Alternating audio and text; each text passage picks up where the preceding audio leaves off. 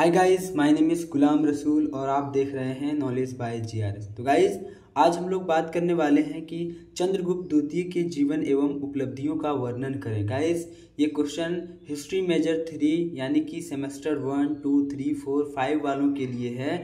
ये क्वेश्चन हर बार एग्जाम में पूछा जाता है और ये आपके लिए ये क्वेश्चन बहुत ही मोस्ट वीवीआई हो सकता है। इसलिए गाइज आप लोग वीडियो पर पूरा बने रहिए और अच्छे तरीके से मैं समझा के जाने वाला हूँ। तो गाइज वीडियो को शुरू करते हैं कि क्वेश्चन है कि चंद्रगुप्त द्वितीय के जीवन एवं उपलब्धियों का वर्णन करिए या करें। ये क्वेश्चन हर बार पूछा जाता है। तो गाइज इसको हम लोग सबसे पहले कैसे लिखेंगे, परिचय लिखेंगे इसका, ठीक है। तो चंद्रगुप्त, जिनको संस्कृत में विक्रमादित्य या चंद्रगुप्त विक्रमादित्य के नाम से जाना जाता है। यानी कि गाइस इसका मतलब है कि चंद्रगुप्त, जिनको संस्कृत में विक्रमादित्य, इसका नाम पड़ा चंद्रगुप्त विक्रमादित्य के नाम से जाना गया है। यानी कि इनके इतने नाम थे। फिर वह भारत के महानतम एवं सर्वाधिक शक्तिशाली सम्राट में से एक थे। यानी कि महानतम, बहुत बड़े महान शक्तिशाली राजा थे, ठीक है। उसके बाद है गाइस चंद्रगुप्त द्वितीय का शासन काल 375 से 414 ईस्वी तक चला, जिसमें उसने गुप्त राजवंश को शिखर तक पहुंचाया, यानी कि एक बुलंदी तक पहुंचाया। इसलिए गुप्त साम्राज्य का वह समय को भारत का स्वर्णिम युग कहा जाता है, यानी कि स्वर्ण युग कहा जाता है। गाइस पूछा जाएगा, क्वेश्चन में पूछा जाता है कि कौन से काल को भारत को स्वर्ण युग के नाम से जाना जाता है, तो हमारा आंसर क्या होने वाला है, गुप्त काल, ठीक है गाइस। बात समझ में आ रहा है। और चंद्रगुप्त प्रथम का बेटा जो है, यानी कि पुत्र जो है, वो समुद्रगुप्त है। ये भी क्वेश्चन में कभी कभी पूछ लिया जाता है, इसलिए याद रखिए। चलते हैं नेक्स्ट अगले टॉपिक पर, इसके उपलब्धियों के बारे में जानने की कोशिश करेंगे।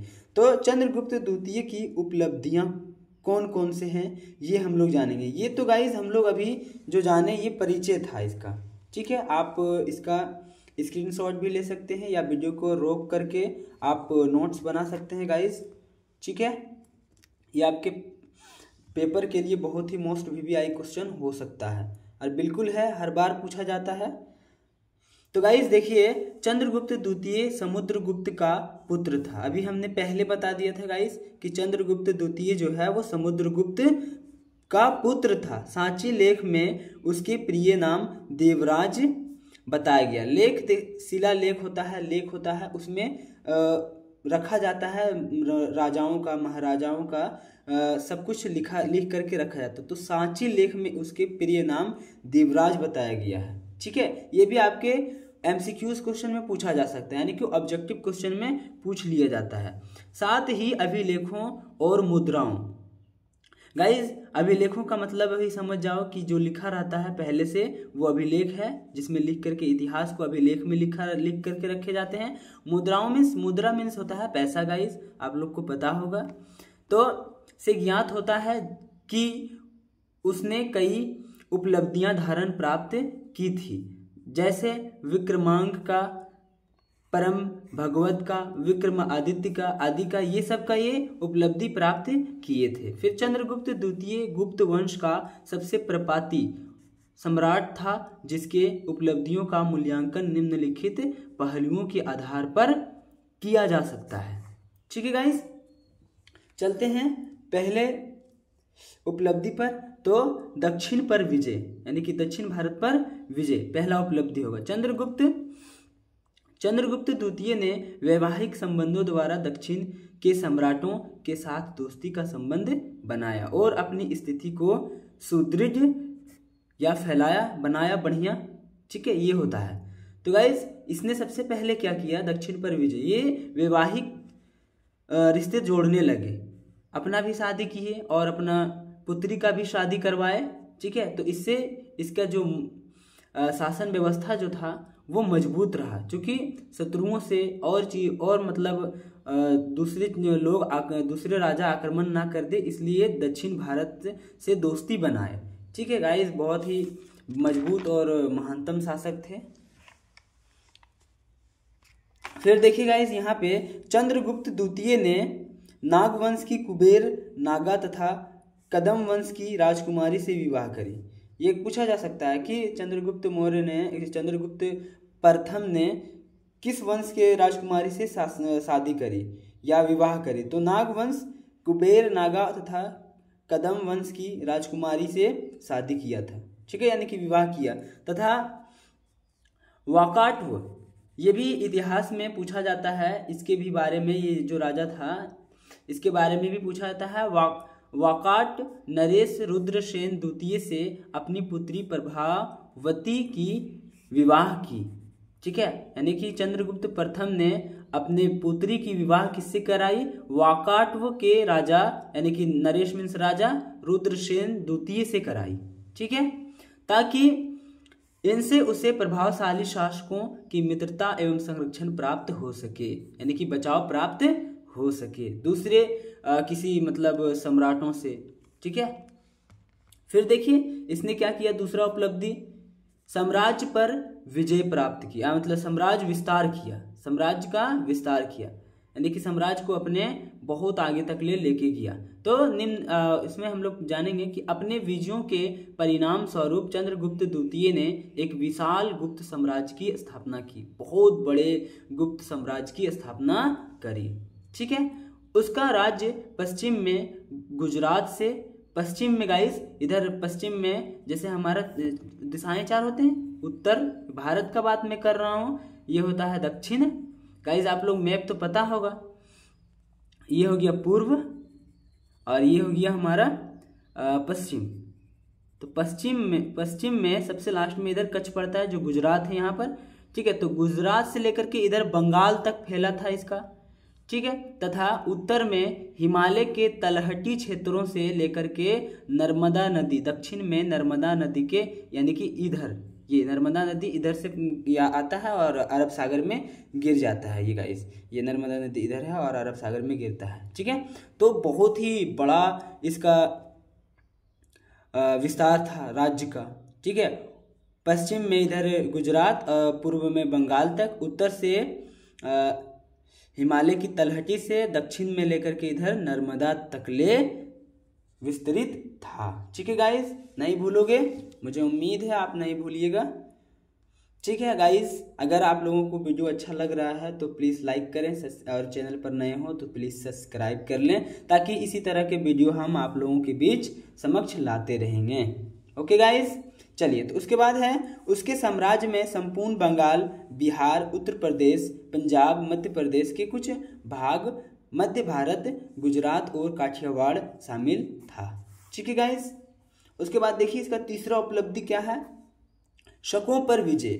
शकों पर विजय गाइस, ये दक्षिण एशिया के स्थिति जाति के लोग थे, स्किथी जाति के लोग थे। शकों पर विजय बहुत ही मतलब बहुत ही बड़े स्तर पर युद्ध हुआ था शकों के लिए, शकों पर, ठीक है गाइस। तो देखते हैं हम लोग हुआ क्या। गुप्त काल में शक जातियां पश्चिम भारत में राज करती थी, पश्चिम भारत में राज करती थी, ठीक है, यानी कि पश्चिम भारत में, यानी कि वो वर्तमान के पाकिस्तान, अफगानिस्तान में है, ठीक है, उधर मतलब राज करता था। तो उन लोगों ने समुद्रगुप्त की अधीनता स्वीकार कर मित्रता स्थापित की थी। समुद्रगुप्त जो था राजा, उससे वो लड़े नहीं, समुद्रगुप्त उससे लड़े लेकिन वो मित्रता स्थापित कर लिए थे बाद में। लेकिन चंद्रगुप्त प्रथम वैसा नहीं किए, उसने डायरेक्ट क्या कर दिया, आक्रमण कर दिया और उसके राज्य को अपने राज्य से मिला लिया, ठीक है। लेकिन चंद्रगुप्त द्वितीय ने उस पर आक्रमण कर दिया और अपने साम्राज्य में उसे मिला लिया, जीत लिया और अपने साम्राज्य में उसे मिला लिया, ठीक है। अब देखिए बाणभट्ट कौन थे? बाणभट्ट एक बहुत बड़े विद्वान थे, ठीक है गाइस। ये क्वेश्चन में पूछा जाता है कि बाणभट्ट किसके शासनकाल में, तो ये बहुत से राजाओं के शासनकाल में थे, लेकिन यहाँ पर खास करके चंद्रगुप्त प्रथम के बारे में ही, द्वितीय के बारे में ही बात की जा रही है, ठीक है ना। बाणभट्ट ने चंद्रगुप्त द्वितीय की शक पर विजय का उल्लेख किया है और इसके साथ साथ शक विजय का प्रमाण शिलालेखों तथा प्राप्त सिक्कों से मिलता है। उस समय सिक्के भी निर्माण किए जाते थे, अपने जो राजा होते थे और राजा अपने अपने सिक्के भी बनाए करते थे, ओके गाइस। उम्मीद है यहाँ तक समझ में आ रहा है। और उसके बाद देखिए इसका चौथा उपलब्धि क्या है, बहुत ही शासन प्रबंधन यानी कि शासन व्यवस्था, बहुत ही मजबूत व्यवस्था रखे थे शासन का, ठीक है ना। चंद्रगुप्त द्वितीय एक महान विजेता के अलावे एक कुशल शासक प्रबंधक भी थे। उसके कुशल शासन प्रबंधन का प्रमाण प्राप्त मुद्राओं में यानी कि पैसों में, ताम्रलेखों में, शिलालेखों में एवं फाहियान से मिलता है। गाइस ये क्वेश्चन भी बहुत बार पूछा जाता है और आपके ऑब्जेक्टिव क्वेश्चन में मैं इसलिए से अनदेखा नहीं करता हूँ। मैं जो भी वीडियो बनाता हूँ उसमें आप मेरे वीडियो में जाके देखिए, मैं MCQs को कभी ये नहीं करता हूं कि MCQs क्वेश्चन नहीं बताया जाए। MCQs बहुत जरूरी है, कहां से पूछ दिया जाएगा, कहानी से ही पूछा जाता है, ठीक है। तो फाहियान पूछा जाएगा क्वेश्चन में कि फाहियान जो था वो किसके शासनकाल में भारत आया था, ठीक है। तो ये किसके शासनकाल में आया था, ये चीनी यात्री है यानी कि चीन से आया था, ये विद्वान था, ठीक है। तो ये किसके शासनकाल में आया था, चंद्रगुप्त द्वितीय के शासनकाल में आया था, ठीक है गाइज। फाहियान नोट कर लीजिएगा आप अपने कॉपी में। फिर क्वेश्चन नंबर उपलब्धि 5 है यानी कि चंद्रगुप्त द्वितीय का उपलब्धि 5वां उपलब्धि है धर्म, चंद्रगुप्त द्वितीय का धर्म। देखिए गाइस ये लोग राजा जो थे वो धर्म को भी बहुत मान्यता देते थे, ऐसा कुछ नहीं कि धर्म को नहीं मानते थे, बिल्कुल मानते थे। तो गुप्त साम्राज्य व्यक्तित्व रूप से विष्णु के उपासक थे, या किसको मानते थे, यह विष्णु को मानते थे। और विष्णु के वाहन गरुड़ जो इसका राष्ट्र ध्वज था, ठीक है ना। गरुड़ पक्षी का प्रतीक था, मतलब पक्षी था, उसका प्रतीक बनाया था, गरुड़ को बनाया था, और उसी जो वही था वो राष्ट्र ध्वज था। चंद्रगुप्त द्वितीय के राष्ट्र ध्वज आप समझते हैं गाइस, फ्लैग है ना, जो हमारा इंडियन फ्लैग है, राष्ट्रीय फ्लैग, उसी को बोलते हैं, ठीक है। राष्ट्र ध्वज बनाया था। उसके बाद देखिए गाइस, लोग चंद्रगुप्त द्वितीय को परम भगवत भी कहते थे, परम भगवत भी बोलते थे। फिर देखिए चंद्रगुप्त द्वितीय एक धर्म सहिष्णु व्यक्ति थे। फाहियान ने भी उसके धर्म सहिष्णुता और दानशीलता की पूरी प्रशंसा की। प्रशंसा मीन्स होता है इस तारीफ, उसकी तारीफ भी करी कि ये बहुत ही अच्छे सम्राट हैं, बहुत बढ़िया सम्राट हैं, बहुत अच्छे सम्राट हैं। ये जो हैं ये जो था विष्णु का उपासक था यानी कि विष्णु को मानता था, लेकिन गाइस ये हर धर्म का आदर करते थे, ठीक है। कोई भी धर्म हो किसी का निंदा नहीं करते थे, और हम लोग को भी चाहिए कोई भी धर्म हो किसी का निंदा हम लोग ना करें, क्योंकि देखिए हमारे राजा लोग जो थे वो लोग ही हमें सिखा के गए हैं कि हमें किसी की बुराई नहीं करनी चाहिए, ठीक है गाइस। अब देखो, अब हम लोगों ने उसके उपलब्धियों के बारे में जाना, तो गाइस लास्ट में हम लोग को निष्कर्ष भी लिखना होता है। निष्कर्ष बहुत जरूरी है, निष्कर्ष अगर नहीं लिखिएगा तो फिर एग्जामर बोलेगा कि यार ये लिखा ही नहीं है उतना। देखिए निष्कर्ष 2-3 लाइन का होता है जो कि मतलब बहुत ही मान्यता रखता है, इसलिए भूले ना। चंद्रगुप्त द्वितीय न केवल एक महान विजेता ही था बल्कि वह एक योग्य एवं कुशल शासक भी था। गुप्त प्रशासन को उसी ने व्यवस्थित किया था, गुप्त प्रशासन को उसी ने व्यवस्थित किया था, और उसका शासन 40 वर्षों तक चला।